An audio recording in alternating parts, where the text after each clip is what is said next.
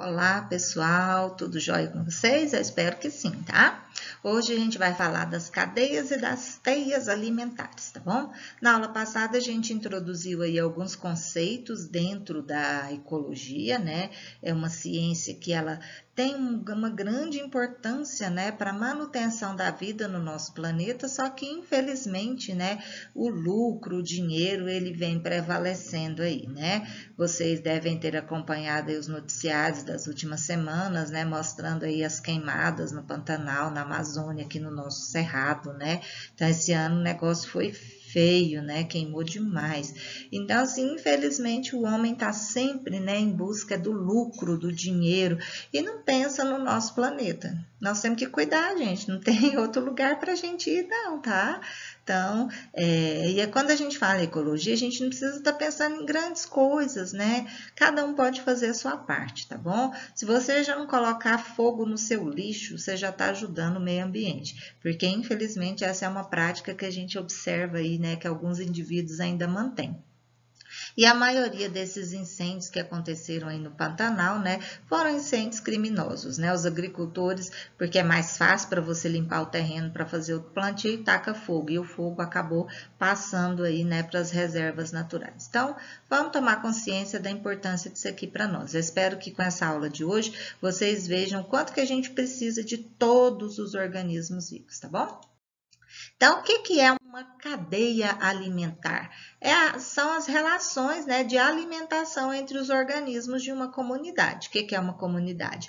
Conjunto de populações que vivem em uma determinada área. Então, aqui na cadeia alimentar, a gente vai ver essa relação, né, de busca de alimento. Então, esses autótrofos, eles são divididos em dois grupos. Eu tenho os organismos autótrofos fotossintetizantes, que são esses aqui, ó, que são a maioria, que são capazes de transformar a energia luminosa do Sol. Eles transformam essa energia luminosa em energia química, então eles vão produzir compostos orgânicos com alto teor de energia. De quebra, eles ainda liberam oxigênio, tá? E eu tenho organismos quimiosintetizantes, que são algumas bactérias que transformam energia química de alguns compostos em outro tipo de energia química. É a minoria, tá? Os quimiosintetizantes, mas eles existem.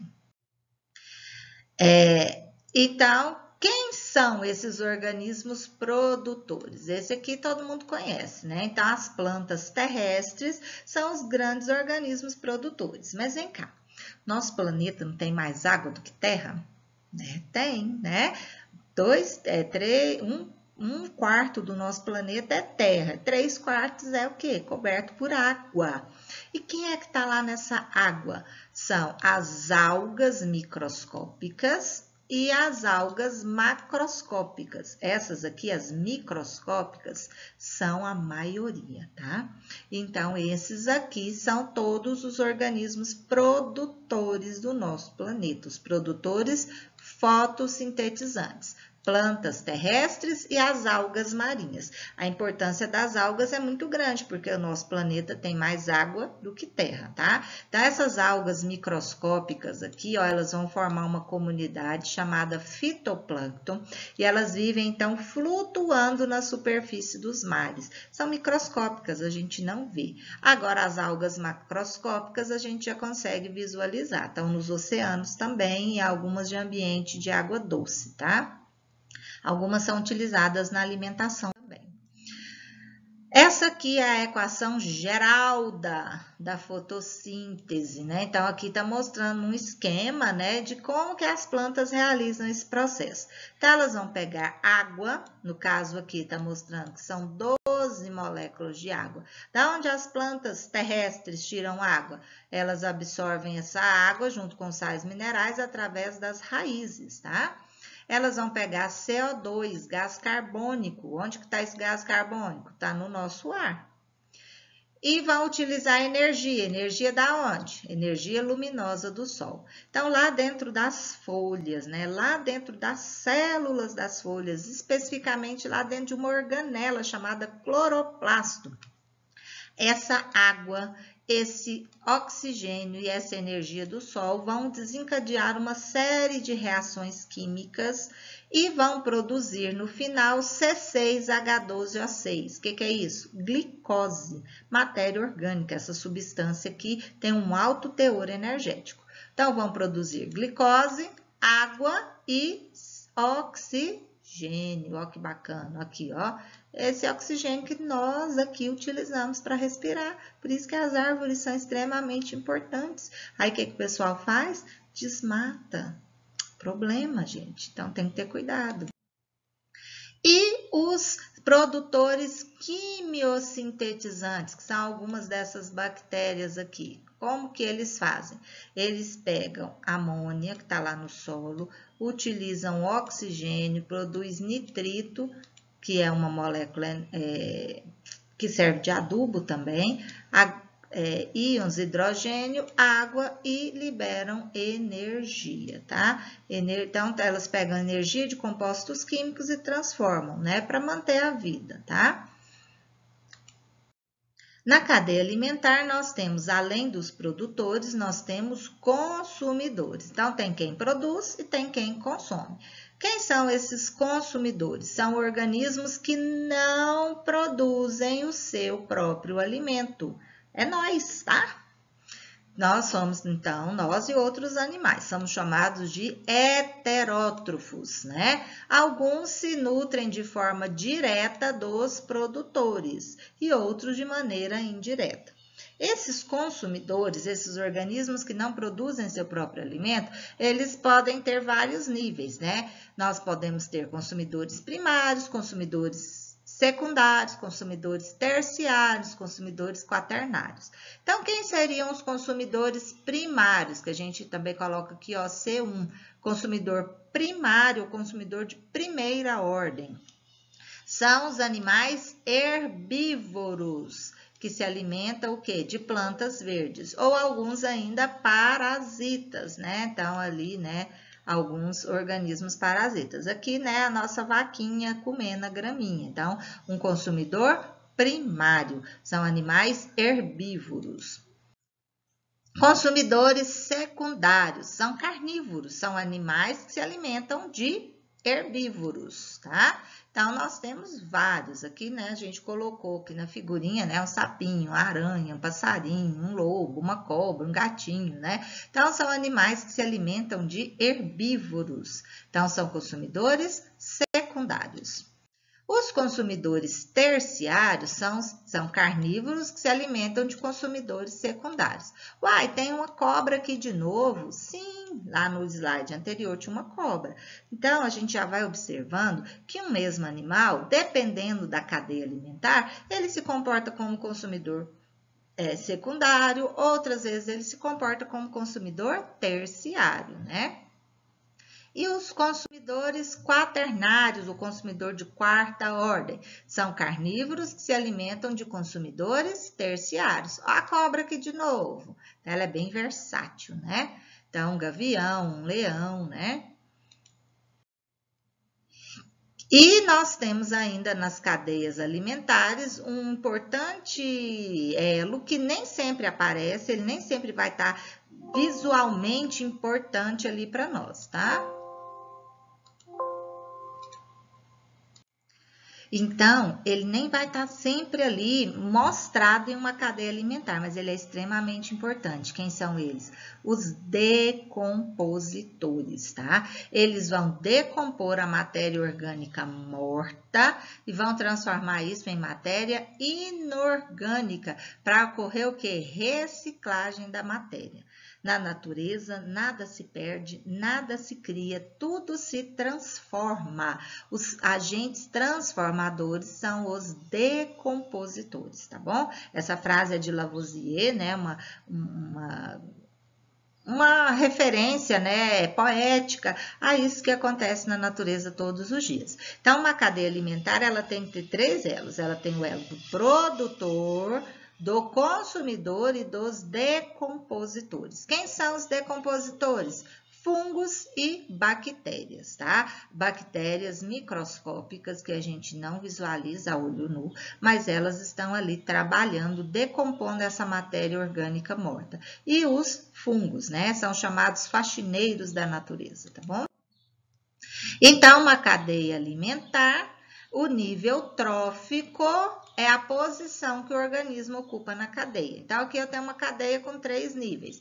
Planta, que está ocupando o primeiro nível trófico, é o produtor. Um animal herbívoro, que é o consumidor primário, está ocupando o segundo nível trófico. Cuidado, ó, consumidor primário ocupa o segundo nível trófico. Cuidado com a nomenclatura, né? Os produtores vão ocupar o primeiro nível trófico. Consumidor primário ocupa um segundo nível trófico, segundo nível de energia. O consumidor secundário ocupa o terceiro nível trófico, tá? Então, cuidado com essa nomenclatura. Então, os seres vivos, como é a classificação desses seres vivos em uma cadeia alimentar? Então, aqui eu tenho uma cadeia, ó. Capim, grilo, sapo, cobra, siriema. A ponta da seta indica que o grilo está comendo o capim, que o sapo come o grilo, que a cobra come o sapo e que a siriema come a cobra. Cuidado com essa setinha, porque isso aqui pode gerar alguma confusão, tá? A ponta aqui da seta está indicando quem está comendo o quê? Indica que o sapo come o grilo, tá? E todos esses organismos são, então, comidos, né, por fungos e bactérias no processo de decomposição. Então, o capim, qual é o hábito alimentar dele? Ele é o produtor. Qual que é o grau de consumo? Produtor. Qual o nível trófico? Primeiro nível trófico. O grilo é um animal herbívoro. Nesta cadeia alimentar, ele então aqui, como ele é um herbívoro, consumidor primário, está ocupando o segundo nível trófico. O sapo, ele é um consumidor secundário. O sapo, a cobra e a siriema são todos carnívoros, se alimentam de outros animais. O sapo é o consumidor secundário e está ocupando o terceiro nível trófico. A cobra é o consumidor terciário e aqui ela ocupa o quarto nível trófico. A siriema é um carnívoro, consumidor quaternário e aqui está ocupando o quinto nível trófico. Classificação de onívoro não aparece. O que é um onívoro? É um animal que se alimenta tanto de um carnívoro quanto de um herbívoro. É nós, né? Quando nós comemos o arroz e o feijão, nós somos herbívoros. Mas quando a gente come o bife, a gente está se comportando como um carnívoro. Geralmente no nosso prato tem arroz, feijão e a carne, não é? Então nós somos animais onívoros, tá? Então, onívoros, eles não aparecem nessa classificação geralmente aí na cadeia, mas são animais que, então, para vocês já saberem, se alimentam tanto de vegetais quanto de outros animais, tá? Quando se constrói uma cadeia alimentar, as setas indicam sempre o trajeto do alimento, tá? Então, aqui, ó, a planta lá do fundo de um lago, de um rio, ela é o produtor. O caramujo está comendo essa planta. A ponta da seta indica, então, que o caramujo está comendo quem? A planta. Aí vem os lambaris, que são peixes pequenininhos e comem o caramujo. Aí vem um peixe maior, come os lambaris. As árvores, né, que vivem ali nas margens, né, do lago, elas comem esses peixes maiores, né? Então, aqui a ponta, né, a seta vai indicar o trajeto do alimento, né? Então, aqui eu tenho um produtor, o caramujo consumidor primário, o lambari consumidor secundário, esse peixe maior consumidor terciário e essa ave consumidor quaternário. Nós vamos observando que as cadeias alimentares, elas não vão ter aí consumidores de quinta, sexta, sétima ordem. Por quê? Porque a quantidade de energia vai diminuindo quando eu passo de um elo para outro, de um nível trófico para outro. Então, as cadeias geralmente vão ter aí, né, consumidores de quarta até consumidores de quarta ordem. Então, aqui mostrando de novo, né? Produtor, uma planta, o rato é o consumidor primário, indica que o rato se alimenta da planta. A cobra é o consumidor secundário, está se alimentando do rato. E o gavião aqui, que come a cobra, é o consumidor terciário. todos esses elementos vão ser decompostos por fungos e bactérias, que são os organismos decompositores das cadeias alimentares, tá? De novo, né? Uma cerejeira, né, que produz aí o fruto, o pardal, que está se alimentando desse fruto, que é o consumidor de primeira ordem, e a coruja, que é o consumidor de segunda ordem. Todos esses elementos vão ser decompostos, né? Quando morrem, ou partes do corpo. A ave perde penas, né? Essas penas vão ser decompostas. As folhas caem, os frutos caem ali na terra e vão ser decompostos também. Que já seria uma teia alimentar? Conjunto de cadeias alimentares interconectadas, geralmente representado como um diagrama das relações entre os diversos organismos. Nas teias aparecem organismos onívoros, né? Então, uma teia é um conjunto de cadeias alimentares, tá bom? Porque a cobra não come só rato.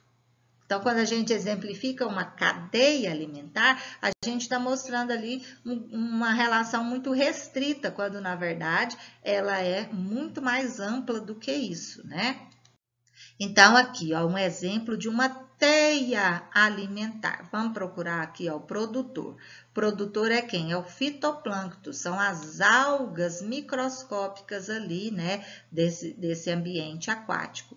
Então, essas algas, acompanha a setinha azul. As algas vão servir de alimento para o zooplâncton, que são microcrustáceos, larvas de alguns animais aquáticos, animais bem pequenininhos, tá? Esse zooplâncton vai servir de alimento para alguns peixes, né? No caso aqui, esse aqui é um peixe chamado robalo.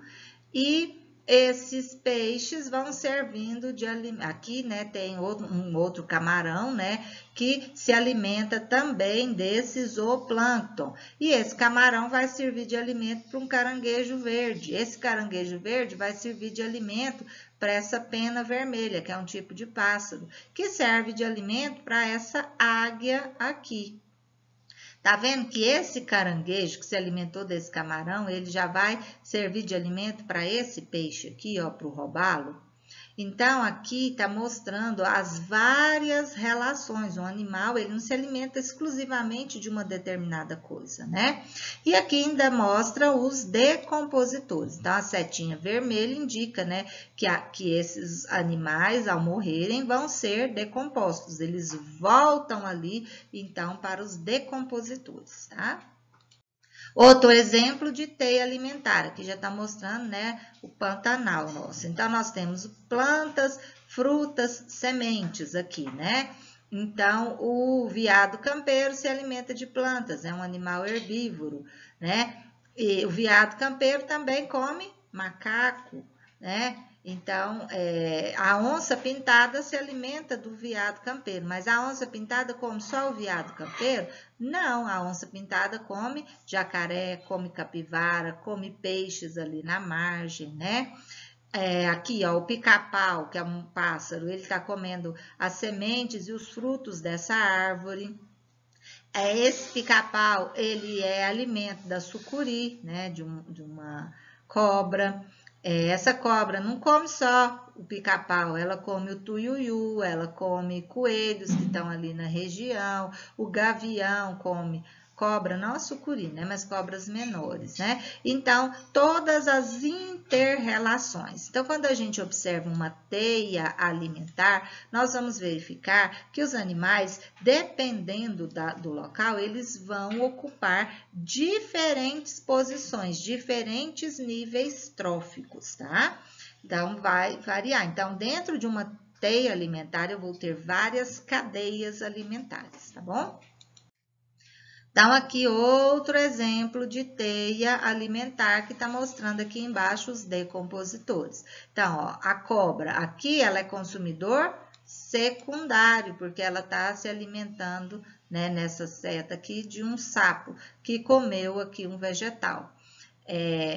Agora aqui, esse pássaro, ele pode ser consumidor primário e pode ser consumidor secundário. Consumidor primário quando ele se alimenta diretamente aqui do produtor, ou quando ele se alimenta de um inseto que comeu o produtor, aí ele já é consumidor secundário, tá? Aqui o inseto é o consumidor primário.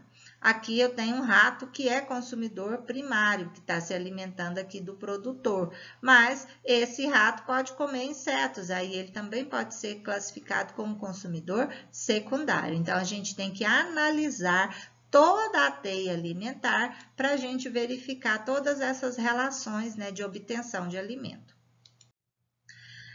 Nas cadeias e nas teias alimentares, o fluxo de energia, ele diminui quando eu passo de um nível trófico para o outro, né? No produtor, que ocupa esse primeiro nível trófico aqui, ele captou a energia luminosa, né? Transformou a energia luminosa do sol em energia química e ele vai gastar toda essa energia quando ele vai transferir toda essa energia para o consumidor primário? Não.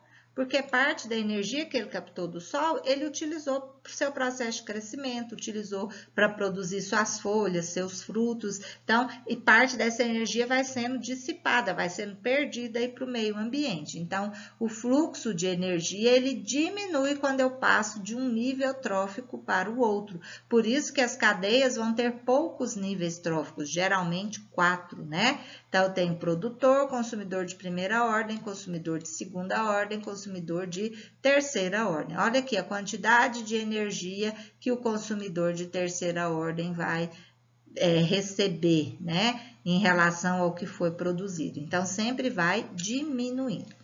Pessoal, isso aqui é importante para a gente entender que um organismo necessita do outro. Então, nós precisamos ter esse cuidado com o meio ambiente. Não é esse cuidado hipócrita que muita gente fala, mas a gente tem que ter no nosso dia a dia todo esse cuidado, toda essa relação. Por quê? Porque nós dependemos, nós não produzimos nosso próprio alimento, nós dependemos dos produtores. Aí a gente põe fogo no cerrado, o solo empobrece, como é que nós vamos plantar o arroz? Tá vendo? Então, tem que ter todo esse cuidado com o nosso meio ambiente, pessoal. É muito importante isso aí para nós, tá?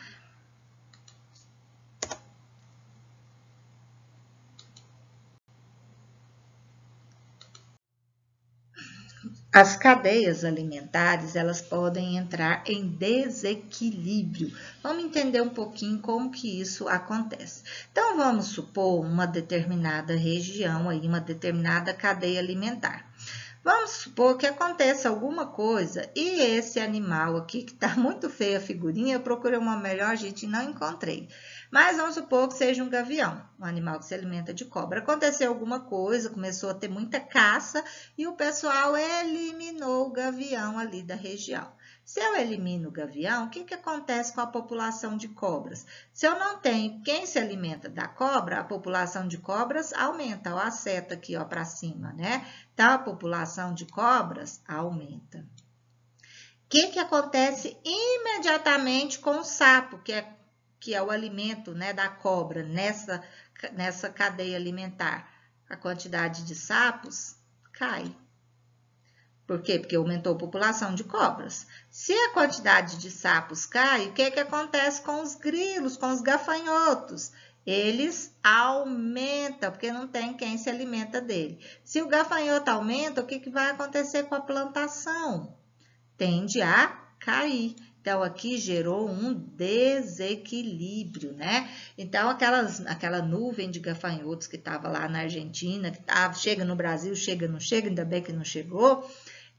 Isso é o que? Provocado por desequilíbrios ambientais. A gente tem que analisar ali, né, o ecossistema em que eles estão inseridos e tentar analisar ali o que aconteceu. Mas sempre que eu rompo com um elo da cadeia, gente, eu vou provocar consequências em todos os outros ramos da cadeia alimentar, né? Então, por isso que nós temos que ter, né, o máximo de cuidado com isso daí, tá? Então, por hoje é só. E fica um recadinho para vocês. Não estude porque você precisa. Estude porque conhecimento é poder. Estude porque nunca vão poder tirar isso de você. Estude porque você quer conhecer mais. Estude porque isso te torna uma pessoa melhor. Estude porque assim você cresce.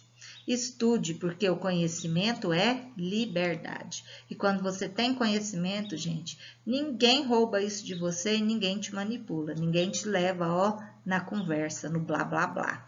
E isso é extremamente importante agora que nós estamos em período eleitoral. Estude a ficha do seu candidato, tá? Um abração para vocês, fiquem com Deus e até a próxima.